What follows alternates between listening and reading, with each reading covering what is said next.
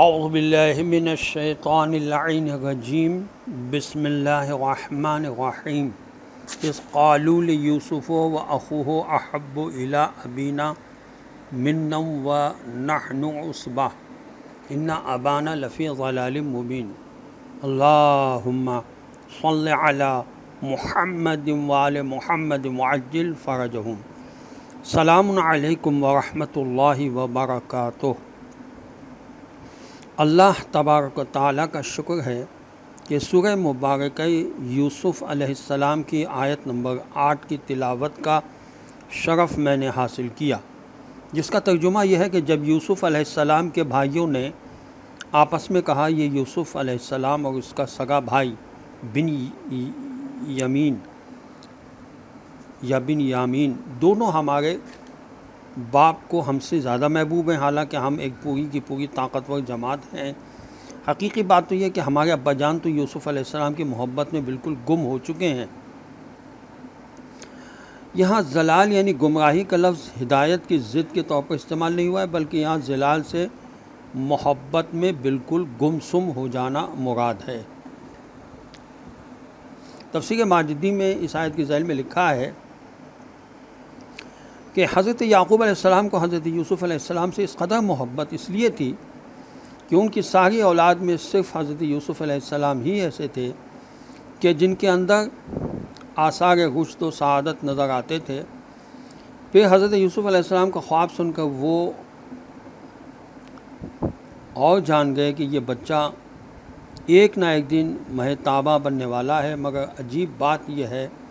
کہ بائبل میں برادران یوسف علیہ السلام کے حسد کی ایسی وجہ بتائی گئی ہے جو خود حضرت یوسف علیہ السلام کو مورد الزام بنا دیتی ہے۔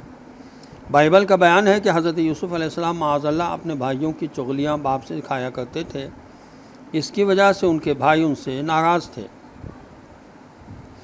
اب بھائیوں کا یہ کہنا کہ حالانکہ ہم ایک پوری کی پوری طاقتور جماعت ہیں، جبکہ ہمارے باپ کو یوسف علیہ السلام اور اس کا سگا بھائی زیادہ محبوب ہیں، اس جملے کو سمجھنے کے لیے بدو قبیلے کے انداز فکر کو سمجھنا ہوگا، جہاں کوئی حکومت نہ ہو، پولیس نہ ہو، آزاد قبائل ایک دوسرے کے پہلو میں آباد ہوں۔ وہاں کسی شخص کی قوت اور تحفظ کا دار و مدار اس کے جوان بیٹوں، پوتوں، بھائیوں، بھتیجوں کی تعداد پر ہوتا ہے، تاکہ وہ سب مل کر اس کی جان، مال، عزت و آبرو کی حفاظت کر سکیں۔ ایسی صورت میں ہر باپ کو اس کے جوان بیٹے زیادہ عزیز ہوتے ہیں جو دشمنوں کے مقابلے پر کام آ سکیں۔ اسی لیے حضرت یعقوب علیہ السلام کے جوان بیٹے یہ کہہ رہے تھے کہ ہمارے والد بڑھاپے کی وجہ سے سٹھیا گئے ہیں، معاذ اللہ۔ ہم جوان بیٹے جو ان کے کام آ سکتے ہیں ان کو زیادہ عزیز نہیں، لیکن چھوٹے بیٹے جو ان کے کسی کام نہیں آ سکتے وہ انہیں ہم سے زیادہ پیارے ہیں، جبکہ وہ صرف 2 ہیں اور ہم زیادہ ہیں، اور وہ تو خود اپنی حفاظت تک کے محتاج ہیں۔ یہ تفہیم القرآن میں لکھا ہے، اور تفسیر تبیان میں یہ لکھا ہے کہ برادران یوسف علیہ السلام کی گفتگو سے اچھی طرح اندازہ ہو جاتا ہے کہ وہ بغض و حسد تو رکھتے ہی تھے، مگر ساتھ ساتھ اپنے باپ حضرت یعقوب علیہ السلام کی نبوت پر بھی ایمان نہیں رکھتے تھے۔ اسی لیے علماء میں شدید اختلاف ہے کہ برادران یوسف علیہ السلام اپنے باپ یا بھائی کی نبوت کے قائل تھے یا قائل نہ تھے۔ یہ تفسیر تبیان میں لکھا ہے، اور تفسیر فصل الخطاب میں علامہ علی نقی صاحب نے یہ لکھا ہے کہ مگر یہ توبہ کا تصور غلط ہے۔ توبہ کرنے کے اسی غلط تصور کی وجہ سے بہت سے لوگ بڑے بڑے جرائم میں مبتلا ہو جاتے ہیں، حالانکہ توبہ کے ہرگز معنی یہ نہیں ہے کہ رند کے رند رہے ہاتھ سے جنت نہ گئی۔ توبہ کے معنی احساس گناہ کے ہیں، گناہ پر شرمندہ ہونے کے ہیں۔ اگر یہ احساس شروع سے پیدا ہو تو آدمی گناہ ہی کیوں کرے؟ تفسیر جلالین میں لکھا ہے اس آیت کی ذیل میں کہ پھر حضرت یوسف علیہ السلام کے بھائیوں کا یہ کہنا کہ یہ سب کچھ کر لو پھر نیک ہو جانا، مطلب یہ کہ یوسف علیہ السلام کو قتل کر دو، بعد میں توبہ کر لینا، رند کے رند رہے ہاتھ سے جنت نہ گئی۔